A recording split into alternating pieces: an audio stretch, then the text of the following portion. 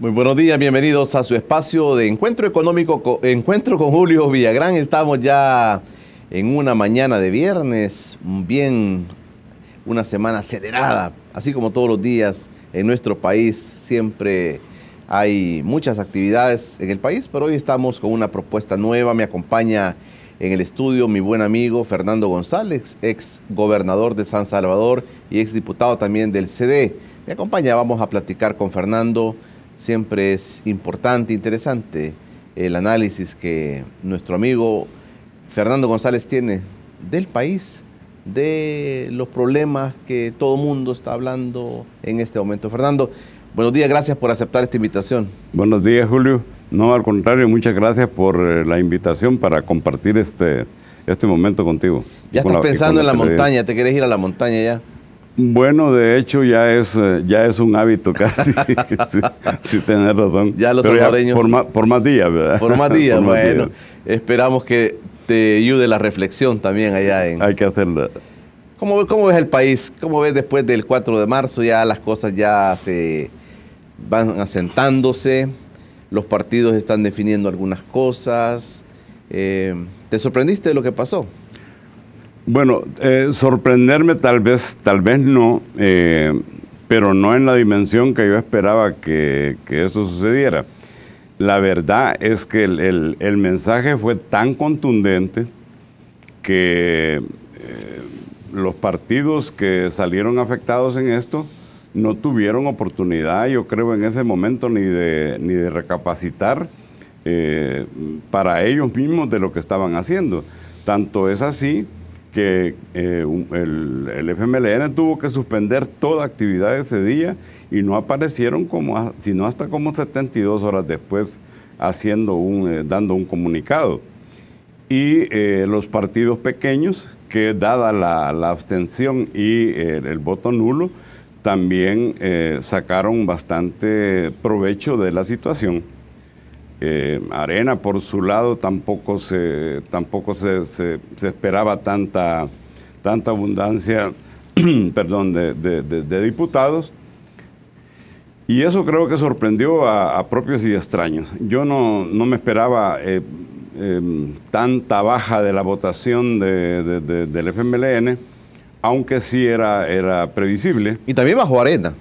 Y también bajo Arena, porque lo que sucede es que en esto, si bien es cierto que Arena ha sacado más diputados, no es cierto que hayan votado más por Arena.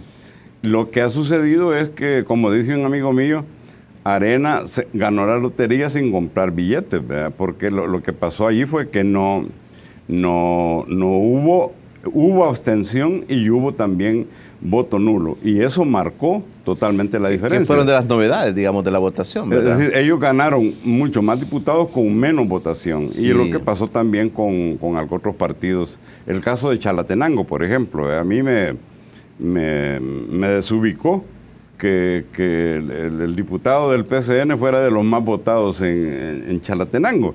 Pero esa es la reacción precisamente de la población ante partidos que tradicionalmente les han mentido, ante partidos que no tuvieron una propuesta clara, ante partidos que, estando en el caso del FMLN 9 años, como se ha querido decir, no han hecho algo diferente a lo que propusieron en campaña, y el partido Arena, que durante 20 años también estuvo manteniendo casi la misma posición. Yo creo que este es el resultado de un partido disque oposición, disque revolucionario en el gobierno, siguiendo las reglas del sistema neoliberal impuesto desde los Estados Unidos para acá. Yo te quería preguntar, siendo tú ex diputado, ¿cómo ves el escenario de la configuración de la Asamblea Legislativa? Muchos están viendo una aplanadora de derecha. Tú estuviste ahí y tú sabrás los movimientos, cómo las aguas se van moviendo en la Asamblea Legislativa. Algunos hablan también que el FMLN tiene un año para gobernar el país todavía desde el Ejecutivo, y eso le va a permitir hacer alianzas con otros partidos llámese Gana, PDC, PCN, que son los que pueden estar apoyando una alianza, digamos, y se habla de que el FMLN buscaría también una alianza con estos partidos, inclusive de derecha. Sin duda.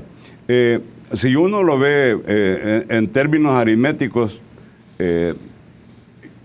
y tomando en cuenta la trayectoria de los partidos que han quedado con más diputados, sin duda que uno se plantearía inmediatamente que eso va a ser una aplanadora de derecha. Pero no hay que subestimar la capacidad que tienen también muchos del FMLN de hacer negociaciones en algunas cuestiones que tienen que ver con la misma asamblea. Por ejemplo, ya se está rumorando que Margarita Escobar quiere ser presidenta de la asamblea, pero también Guillermo Gallegos quiere ser presidente de la asamblea. Y también Norman Quijano. Y también Norman Quijano quiere ser presidente de la asamblea. Y yo a mí no me extrañaría que también alguien del PCN se lance, Mario Ponce, que es el que está más o menos dirigiendo la operación ahí, quiera lanzarse también como presidente de la asamblea. A mí no me extrañaría. Lo que sí puedo asegurar es que no obstante que ellos van a tener mayoría simple y mayoría calificada, están obligados a hacer alianzas para otro tipo de intereses que todavía la población muchas veces no es que las ignore, sino que no las tome en cuenta. Por ejemplo, si yo estuviera pensando ahorita como partido pequeño, como Gana, por ejemplo, que ya salió salieron los dos dirigentes, digamos, más grandes, Gallegos y el de San Miguel, el exalcalde de San Miguel. Salgado.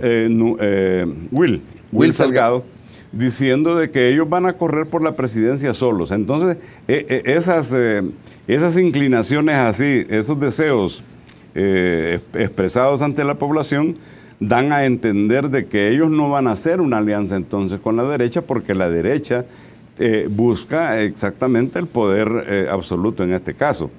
Y a esto se sumarán algunos otros partidos que ya no es tan despreciable la participación, como el caso del PDC, que tiene una buena representación con los dos diputados nuevos, sin menospreciar la capacidad de Parker, pero también el PCN, que tiene la posibilidad de seguir creciendo.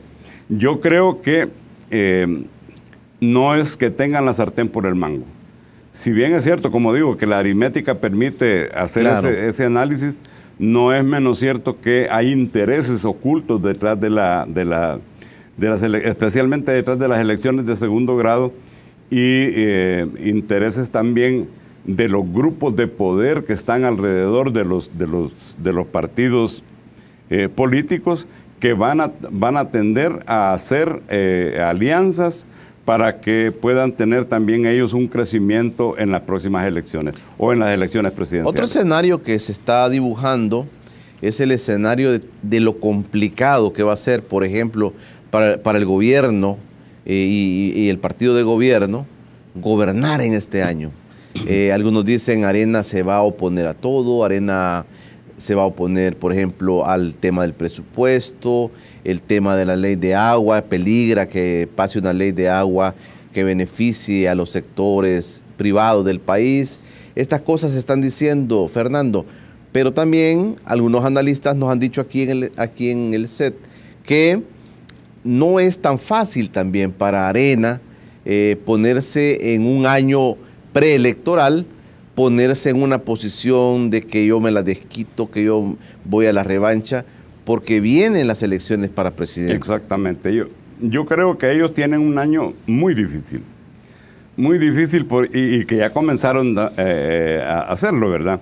Por ejemplo, el día de ayer, ellos se opusieron a las medidas extraordinarias. A las medidas extraordinarias que tienen que ver con el combate a la delincuencia. Y en esto hay una oposición bastante razonable tanto del ministro de Justicia como del director de la PNC, y del aparato de justicia del gobierno, en el sentido de que apoyar esa moción del día de ayer era absolutamente necesario como para mantener los índices de violencia un tanto controlados. Esto, sin lugar a dudas, la gente que sufre la violencia en carne propia y oye que Arena se opuso a esa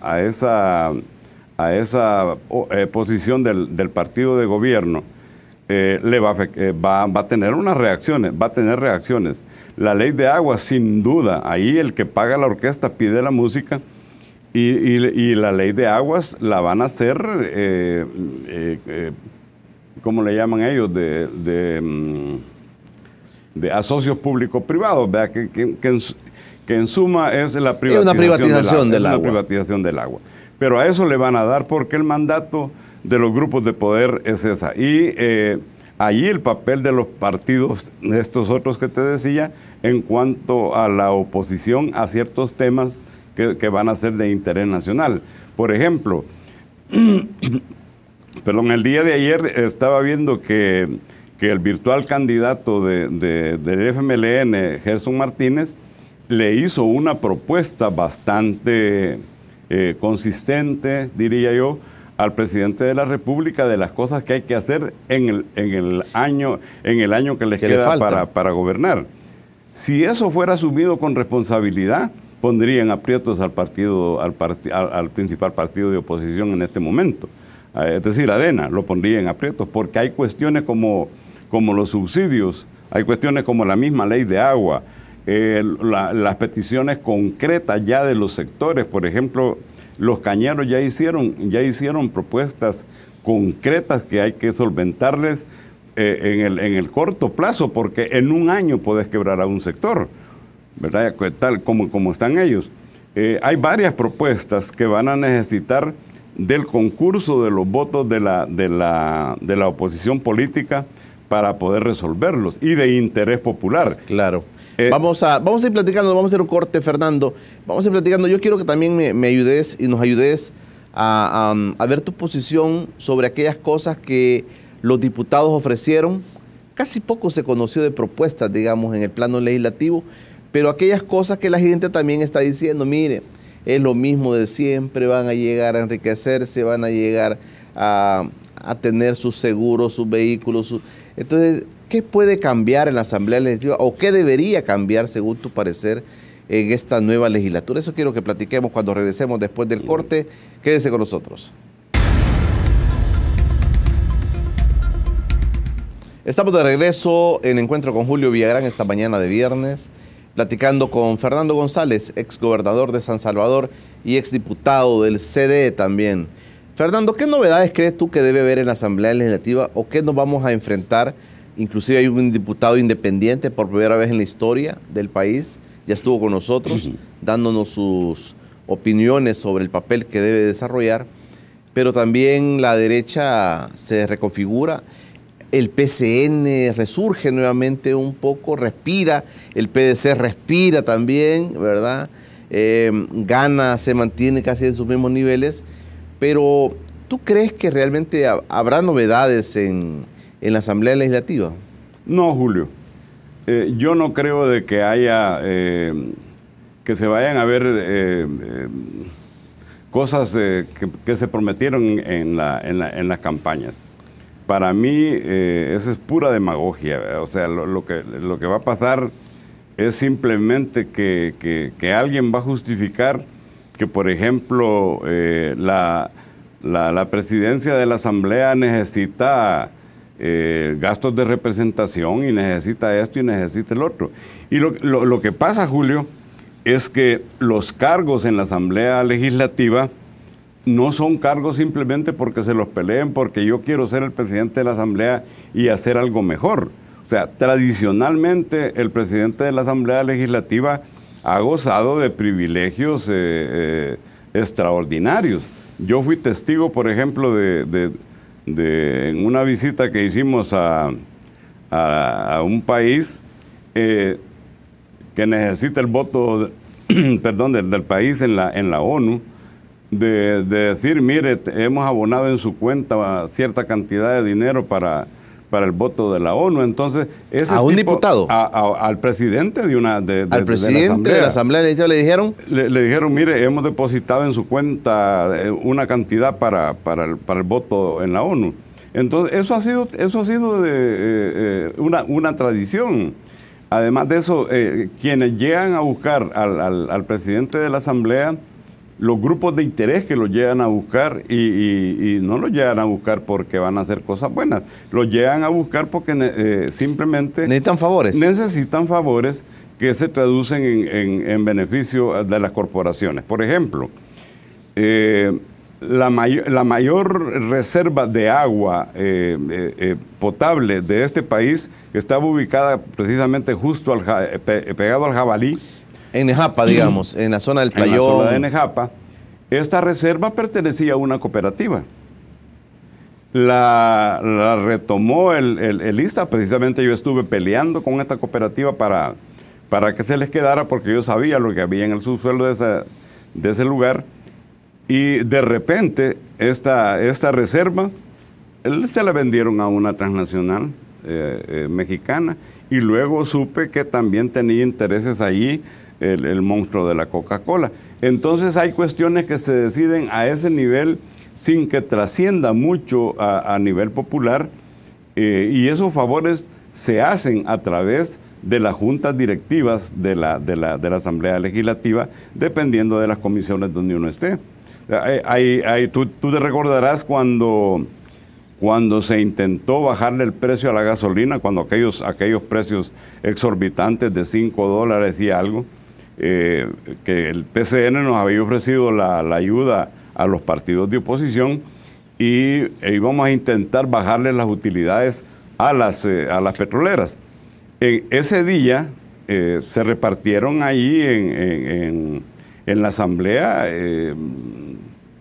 una buena cantidad de dinero. Apareció el hombre del maletín. Ahí aparecen los hombres del maletín, hoy ya no en sobrecitos, ¿verdad? Porque se arregla de otra manera. Pero ahí apareció el hombre del maletín y le llamaban. A mí me llamaron a mi curul y me dijeron, mire, ¿usted va a votar? Y les dije sí. Y hasta ahí terminaba la conversación. El que decía no, lo mandaban creo que a la 7ª planta, y ahí arreglaban lo que se tenía que hacer. Eso se ve en la Asamblea Legislativa.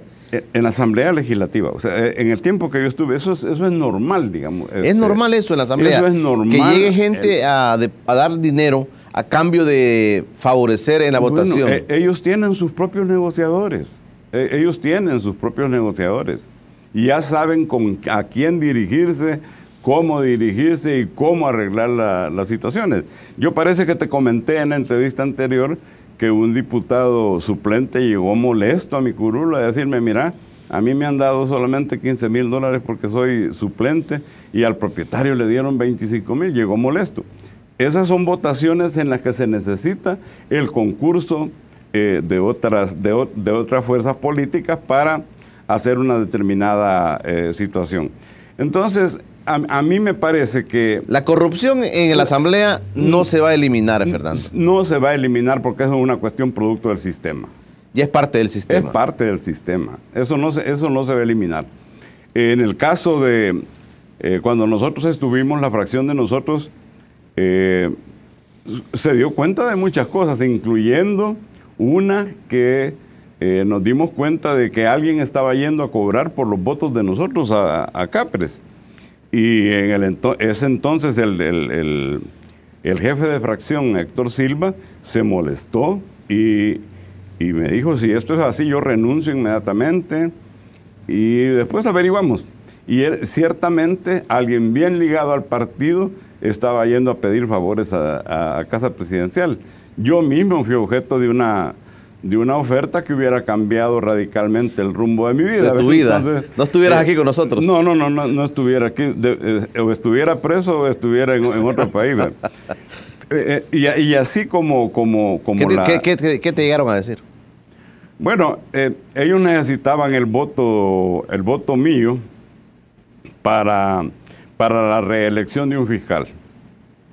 Y me llamaron por teléfono, me invitaron a la casa del fulano y me ofrecieron una embajada, mandar mis hijos a estudiar fuera. Luego de que vinieran ellos ya graduados, un grupo de los patrocinadores se hacía cargo de ellos. Yo tenía una deuda de una finca que la perdí precisamente porque no pude pagar. Se ofrecieron a pagarla y una cantidad de dinero en efectivo que yo nunca la he visto junta. Entonces, cuesta mucho decirle a una oferta de esas que no. Pero los intereses que se juegan con ese voto eran intereses altísimos que podrían salvar no solo el pellejo de uno, sino de varios de los que estaban involucrados. Pero mira, Fernando, has mencionado el tema del fiscal. Se viene el tema de fiscal, se viene el tema de sala de lo constitucional, se viene el tema de los procuradores, se viene el tema del presidente de la Corte de Cuentas. Todo eso viene este año. Precisamente. Y entonces tú nos estás advirtiendo a nosotros que va a llegar el hombre del maletín a repartir mucha plata a la Asamblea Legislativa con estas elecciones. Siempre lo van a hacer. A mí no me cabe la menor duda. A no ser de que el fiscal general actúe de otra forma, o los entes contralores actúen de otra forma. Por ejemplo, ayer me llamaba a mí la atención que empleados municipales estaban apostados frente a Molsa pidiendo que don Fito Salume cancele lo que le debe al Estado. Eso no se debería de dar. Es simplemente que el fiscal ordene o la congelación de los bienes o de alguna otra manera obligar a una persona que pague. En la evasión de impuestos, lo hemos sabido por los mismos partidos políticos, la cantidad. El mismo FMLN ha dicho, a este país se le deben cerca de los 5.000 millones de dólares en impuestos que no se pagan. Bueno, y entonces, ¿qué hacen las autoridades competentes al respecto? Por eso, de eso ahí la importancia de la elección del fiscal general, de la Corte de Cuentas, del procurador, de los magistrados de la Corte Suprema de Justicia, que son quienes al final van a decidir, ¿verdad? Yo al respecto de esto de la Corte, lo que quisiera decir, señalar un poco es que los 4 magistrados que han estado ahora han aprovechado un aspecto que es legítimo en la Constitución y es la independencia de poderes. Y eso no le ha gustado a mucha gente, porque tradicionalmente esos cargos se han nombrado desde Casa Presidencial. Tradicionalmente se han nombrado de Casa Presidencial. Uno espera la llamada. Yo me recuerdo el periodo en el que yo estuve, 2003-2006, cuando nos tocó que elegir a 5 magistrados de la Honorable Corte Suprema de Justicia. Ese día yo levanté a uno de ellos a las 11 de la noche porque el plazo se terminaba, teníamos que elegirlos. Y el PCN no nos daba espacio a nosotros a la propuesta, sino que la propuesta de ellos era una propuesta que nosotros no hubiéramos admitido nunca. Entonces llegó un momento en que los jerarcas del PCN nos dijeron, bueno, ¿y ustedes qué es lo que proponen? Y entonces hicimos el listado nosotros y nos lo aceptaron porque estaban contra el tiempo y tenían que elegirlo. Ese tipo de cosas, Julio, únicamente se da cuando hay peticiones de los que pagan la orquesta y están pidiendo la música. Es decir, nos estás diciendo, entrar en la corrupción. Nos estás diciendo, Fernando, que estos puestos, que estos cargos, estos funcionarios de primer nivel, básicamente dependen de ese tipo de negociaciones que los partidos políticos puedan estar haciendo a nombre de otro. Así es. Es que ahí, lo que yo siempre he dicho, Arena, por ejemplo, ahí solamente en Arena hay 2 personas que hablaron distinto, Johnny Wright y Juan Valiente.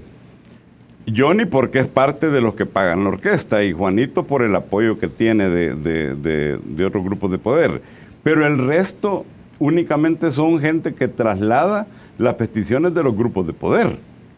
Y si vamos a los otros grupos, es la cúpula, ¿verdad? Quien traslada y ordena. Y ahí son cosas muy verticales las que se piden. Es como decir de que el grupo de Naranja se va a oponer a las peticiones de Gallegos o del presidente del partido, o pensar que Cardosa va a pensar diferente a Ponce o a Chico Merino, que es el artífice es el intelectual del partido. Esas cosas no suceden así en la Asamblea Legislativa. Entonces, la elección de los funcionarios, no obstante que yo no estoy juzgando a los funcionarios, pero la elección de los funcionarios se da de esa forma en la Asamblea Legislativa. Porque luego la traducción es que luego ellos responden a esos intereses. O sea, tienen que pagar la factura también. Tienen que pagar la factura. Por eso yo me decía, el caso del fiscal general es una elección tan importante para el país que pudiera comenzar a terminar con estos vicios que datan ya de muchos años. ¿Cómo es posible que hayan salido electos diputados, gente que estaba públicamente denunciados de haber recibido sobresueldos de casa presidencial? Eso es un delito que lo debieron de haber perseguido de hecho. ¿Quiénes estaban denunciados? De Arena habían un montón. Rodrigo Ávila, Margarita, varios estaban denunciados de haber recibido... Por sobresueldos. Y lo sacaron con recibos. Si a mí me sacan un recibo de ese tipo, yo voy y explico. Porque no se puede jugar con el honor de una persona. Pero no dijeron nada. Ahí no dijeron nada. ¿Cómo es posible que gente que está señalada y cuestionada no solamente por el sistema judicial, sino que por otras cosas que la Embajada Americana muy bien sabe, han salido electos y han sido los más votados, el caso de Chalatenango? Entonces la composición misma de la Asamblea Legislativa va permitiendo que ese tipo de personas promuevan algunas cosas que riñen con lo legal, que riñen con lo moral, y la composición al final va a terminar siendo la misma. Perfecto. Vamos a ir platicando, Fernando, de estos temas. Interesante, mira, porque uno normal, gente común y corriente, mortales como nosotros, no nos enteramos muchas veces de esas cosas que tal vez a ustedes ahí en la Asamblea les parece hasta normal, una cosa cotidiana. Bueno, vamos a ir platicando con nuestro buen amigo Fernando González, ex gobernador de San Salvador y ex diputado del CD. Ya regresamos.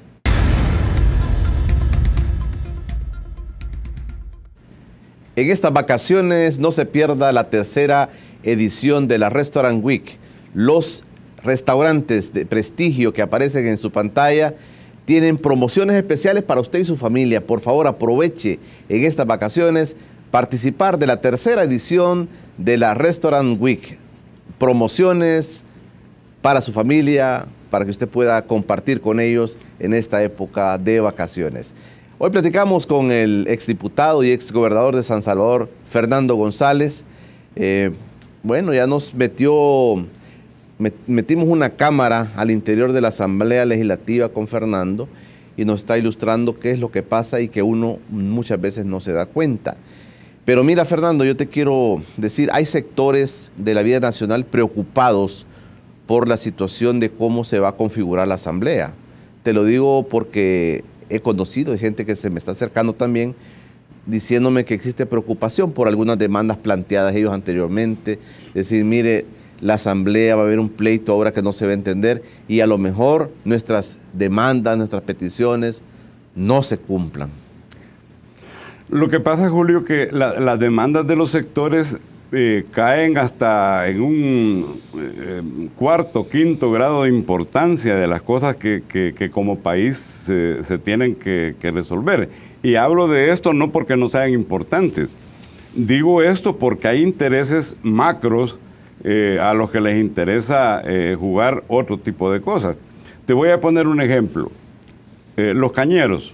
Los cañeros están casi liquidados. ¿Y eso? Casi,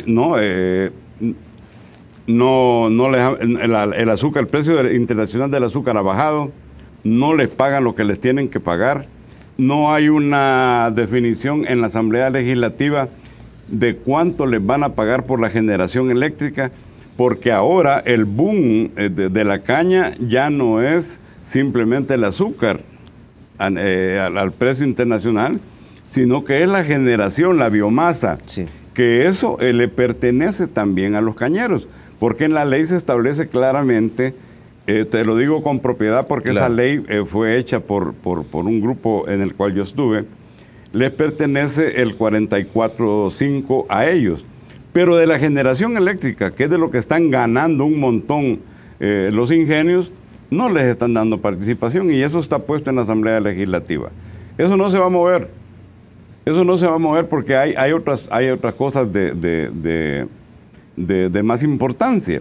Precisamente a ese tipo de cosas es a lo que me refería yo con las acciones inmediatas que se tienen que hacer por parte de la oposición si es que realmente quieren retomar la confianza de los Pero mira, de los sectores. volviendo al tema de los cañeros, Fernando, yo he escuchado de que, por ejemplo, el ministro Tarsis Salomón, ex ministro Tarsis Salomón de Economía, había favorecido mucho al sector cañero. No es cierto. Yo he estado platicando con los no sé a cañeros. quién se referían los analistas cuando dicen ha beneficiado al... Es probable que haya beneficiado a los dueños de los cañeros, ¿verdad? Porque, y ahí hay que decir la verdad, pues el zar del azúcar aquí es el dueño de todas las actividades en todos los ingenios. ¿Quién aquí es? ya ¿Quién no es? hay. ¿Quién es? Don Tomás Regalado, él es el dueño de la actividad del azúcar aquí, a través de la Asociación Azucarera que la dirige Mario Salaverría. La composición del CONSA, que es el organismo rector de la actividad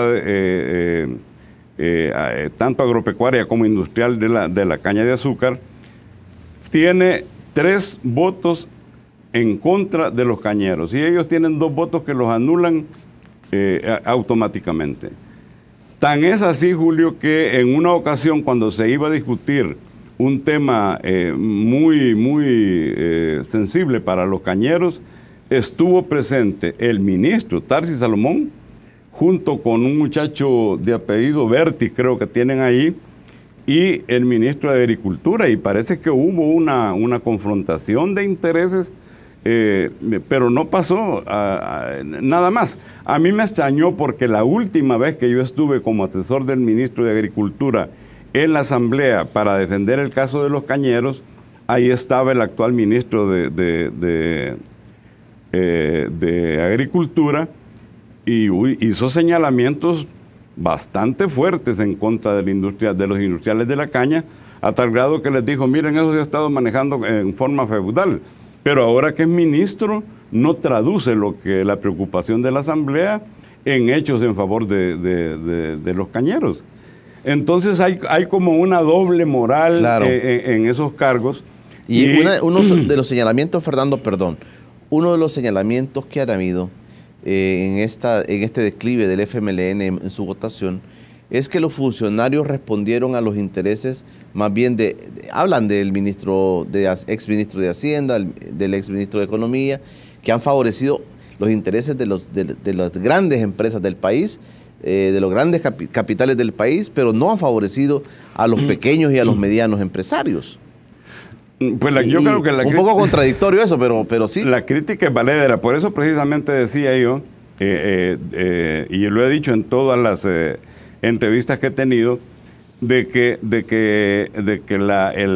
el FMLN, el partido en el gobierno, lo que vino a hacer es administrar el neoliberalismo, ese sistema. Ellos no vinieron ya con el cantito aquel de revolución o muerte venceremos, ¿verdad? Sino que vinieron a hacer otra cuestión que yo al principio le llamé negociación o suerte, ya veremos, ¿verdad? Y ahorita tienen ya los resultados. El problema es que en la práctica ellos no han protegido los sectores a los que tradicionalmente se habían debido. Por ejemplo, los cañeros, ¿verdad? Los cañeros deberían de tener su propia representación en el CONSA y cumplir con la ley. La ley la hicimos el 2002, creo. Cuando yo estuve de asesor del ministro, hicimos el reglamento. Y ahora resulta de que no se aplica ni la ley ni el reglamento porque hay un error en el reglamento. Pero cualquier persona que tenga interés se da cuenta de que la ley prevalece sobre el reglamento, o hay que hacer una reunión para arreglar el reglamento. Y de ahí para allá, ellos comienzan también a tener ingresos por la guinda del pastel de ahora, que es la generación de energía eléctrica. Eso por un lado. El ministro de Hacienda, Carlitos Cáceres, si él es banquero y él hace lo que el Consejo de Ministros le pide, no puede ir más allá. ¿Por qué no reclamaron lo que se le debe de impuestos al país? Por evasión, sí, el problema evasión y elusión. La evasión, elusión. Más de los 5.000 millones que tú estás hablando. Exactamente. ¿Por qué no lo hicieron? Si él recibe órdenes, él no es el que se manda. Eso es como el castigo que le dieron a Marco Fortín. A Marco Fortín. Dicho sea de paso, no es santo de mi devoción, pero es mi amigo. Marco Fortín no tiene la culpa de las tarifas. Marco Fortín tiene una junta directiva por la que deben de pasar todas las tarifas y todas las cosas que se hace. Él es el presidente de la autónoma. Es diferente en el caso del ministro de Agricultura, que teniendo un representante en el CONSA, no vela por los intereses de los sectores a los cuales ellos se deben. En este caso, el sector de los cañeros. Y también ha habido otra queja recién sobre el tema de los subsidios. El recorte de los subsidios afectó a una buena parte de la población. Esa es una parte de economía. Eso no tienen que ver, no se necesita ser genio para entender a las familias que tenés que favorecer. Eso, mira, a mí me molesta mucho cuando algún candidato o un personaje que quiere aspirar a la presidencia dice que va a ir a Chirilagua para conocer las necesidades del país. Esa es una burrada. El que no conoce las necesidades de este país, que deje de hablar de pretensiones a la presidencia. Ya deberían haber avanzado en eso. Julio, tú y yo conocemos las necesidades claro, de este país con todos los detalles. Pero hay que echarse el show publicitario, Fernando. Sí. ¿Verdad? Y eso vamos a hablar de eso. Quiero que nos des tu panorama también. Quiero aprovechar el tiempo. Del 2019. ¿Qué está pasando ya? Nos montamos en la campaña de diputados y alcaldes. Se montó la campaña para presidente. Entonces te voy a preguntar, Fernando, cuando regresemos después del corte. Gracias por quedarse con nosotros. Recuerda que este espacio se retransmite a las 11 de la noche y también puede encontrar en nuestras redes sociales, en Informa TVX, puede encontrar toda la entrevista que aquí estamos realizando. Puede encontrar las notas periodísticas que estamos produciendo también para que ustedes tengan una mejor idea de lo que pasó en esta entrevista de encuentro con Julio Villagrán. Ya regresamos. En estas vacaciones aproveche las promociones que se dan por la tercera edición de la Restaurant Week. Los restaurantes que aparecen en la pantalla son los restaurantes que tienen promociones especiales para usted y su familia. En estas vacaciones, por favor, aproveche estas promociones que se dan en la tercera edición de la Restaurant Week. Platicando esta mañana con el exdiputado y exgobernador de San Salvador, Fernando González. Se nos vienen las elecciones 2019, pero tenías algo pendiente sobre el tema cañeros, que es un tema...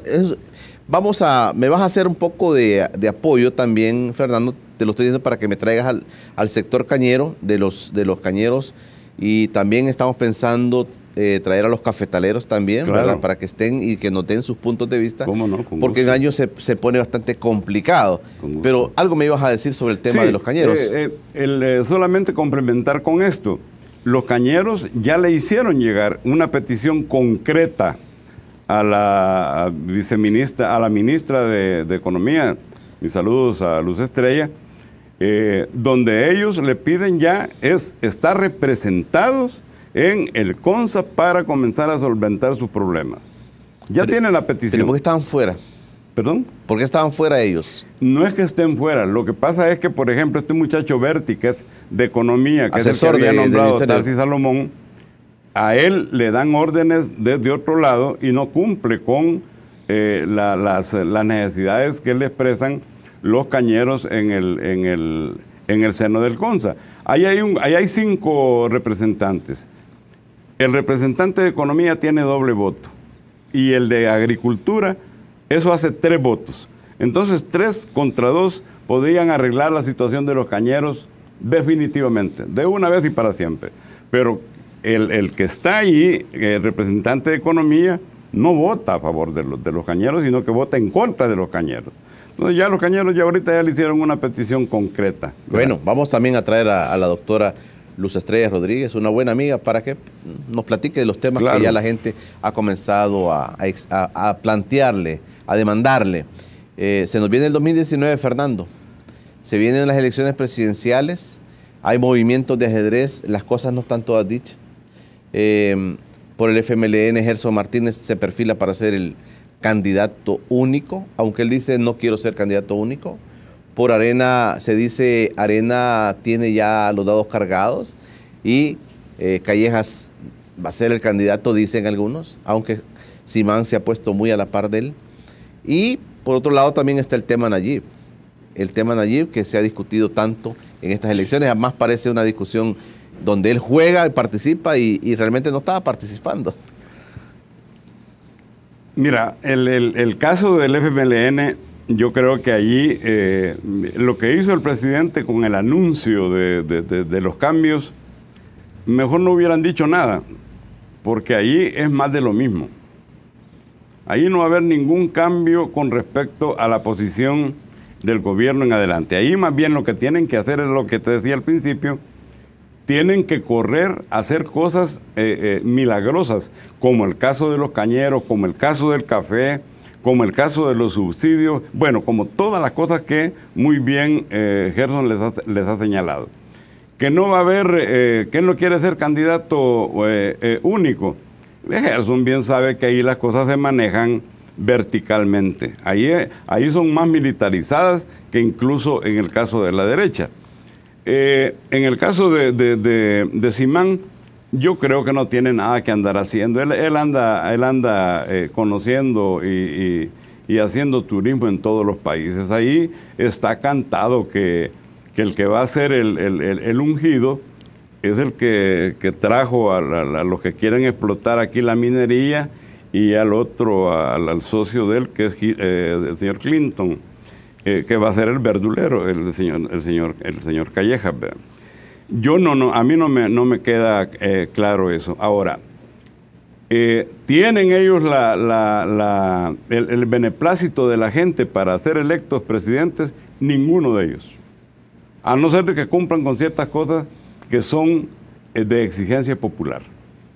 Y el ganador... Lo que pasa es que también hay un desgaste de partido en ellos. Es que lo ha habido precisamente. Y eso digamos que es natural, el desgaste de un partido. Igual que te digo, Jacqueline Rivera, por ejemplo, la quemó, dice, el partido. Se dijo cuando perdió. Pues sí, así, igualmente pueden hacer con otros porque ellos sacrifican. En los partidos siempre se da eso de que sacrifican gente, ¿verdad? A excepción de aquellos donde de alguna manera se cuidan. Pero en este caso, por ejemplo, el único ganador allí es Nayib Bukele. Nayib está tranquilo, sentado, por supuesto, recibiendo injurias, amenazas. El fiscal con mucho gusto les acepta las demandas que lleven, hasta porque se puso una camiseta negra y no debería de haber llevado una negra, no que una celeste. Lo van a estar criticando y lo van a estar fregando durante todo el periodo que termine que nos falta, digamos, para el 2019. Pero alguien ayer decía, miren, ya tiene listo todo. Y tiene lo que define una votación, la gente. El único creo que ha entendido el mensaje y que lo expresó muy bien es Marco Rodríguez, cuando dice no le nieguen la inscripción del partido a Nayib, sería un error. Y yo creo que él está pensando igual que lo que yo pienso. Si a Nayib le llegan a hacer alguna marrufiada de las que han sabido hacer, la gente se les va a lanzar encima. Porque hay un descontento generalizado. Lo pueden inhabilitar. Mira, pero ¿con qué lo van a inhabilitar? Por eso te decía yo lo anterior. Entonces no habrían diputados ahí en la Asamblea Legislativa. Pero así son las cosas en el país, ¿verdad? Sí, no, por eso te digo, pero la gente eso ya lo entendió. La gente ya lo entendió. Lo que están haciendo es boicoteando una elección a la que Nayib tiene el derecho absoluto en participar. ¿Boicotear por qué? Porque saben que la gente va a votar por él. Eso ya es con J, ¿verdad? Boicotear de otra manera, ¿de qué? Que tienen la cola pateada, que esto, que lo otro. Bueno, ¿y por qué no sacan, por qué no la Fiscalía retoma el papel que debería de tener y pone los puntos sobre las IES de las cosas que han dicho? Te pongo un ejemplo. Mauricio Funes, le fueron a saquear las casas, le sacaron los zapatos, hasta las insignias. La lora, una lora que tenía. La lora se la llevaron porque dijeron que era mauricista, se la llevaron, los carros de los niños, y hasta hoy la Fiscalía no ha presentado una tan sola prueba del enriquecimiento ilícito de Mauricio. Y qué cosa más rara, ¿verdad? A la señora la liberan. Qué cosa más rara, ¿verdad? Que entre una pareja no se sepa o no se comparta algunas cosas que, entre comillas, dicen ellos que es ilegal, ¿verdad? Yo me di cuenta de algunas cosas que podría preguntarme yo. Bueno, ¿y cómo es que ella no se dio cuenta de unos $35,000 que se gastaron en el hangar del helicóptero de Casa Presidencial y que ella dice que no sabe? Entonces, hay cosas de estas, como te digo, de que la Fiscalía debería de tomar en cuenta para que no se vaya a dar, que no se vayan a atrever a detener el avance a la que la gente tiene derecho. Te quería preguntar, Fernando, tengo poco tiempo, te quería preguntar, ¿cuál es el potencial de Nayib Bukele? Mira, allí, si hacemos un análisis de las recientes pasadas elecciones, el voto nulo es un descontento en contra de los partidos. Y él hizo promoción de eso. La abstención, yo no lo oí públicamente diciendo, pero mucha de la gente decía en los medios, abstenerse es votar por Nayib. Vamos a ver hasta dónde llega la abstención. La gente que no llegó, estábamos viendo que la abstención fue incluso mayor que la del voto. Bajó el nivel de votación. En todo ha habido o abstención o ha habido voto nulo.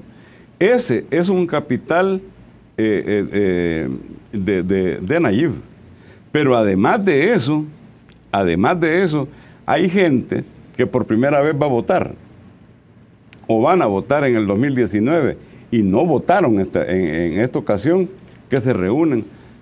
Yo no me di cuenta exactamente qué fue lo que pasó en El Salvador del Mundo, pero no cabía la gente ahí, no cabía. La gente no fue a ver el Dragon Ball Z. El Ball Z no fue a ver eso, sino que fueron porque había un llamado de Nayib. Si a él se le ocurre poner pantallas de ahí para arriba y para abajo y para los lados, igual se le va a llenar. Entonces, él tiene un potencial de votantes exagerado. Y no lo digo porque yo sea adepto a no estás de golondrino. No, nunca se me ha ocurrido pensar qué voy a hacer. Porque para todos los que están 2019. hablando a favor de él les dicen así y ya te van tildando de Sí, pero mira, estos son grupúsculos, ¿verdad? Que traducen algunas cosas en los medios y que están en contra de algunas cosas que él muy bien llama nuevas ideas. Yo creo que este país necesita nuevas ideas. Perfecto. No podemos seguir en las condiciones en que estamos como país, traicionando al pueblo, explotando al pueblo, denigrando al pueblo y valiéndose de ellos. No podemos seguir Perfecto. así. Fernando, quiero agradecerte que hayas venido con nosotros. No, a ti, muchas gracias, a este Julio. encuentro. Y esta es tu casa. Cuando nos pongamos de acuerdo nuevamente, vamos a seguir hablando de estos temas que son interestes. ¿Cómo no? Nos has dicho cosas importantes esta mañana. Gracias. Con mucho gusto. A ustedes en casa, quédense con nosotros y vamos a regresar más de Encuentro con Julio Villagrán.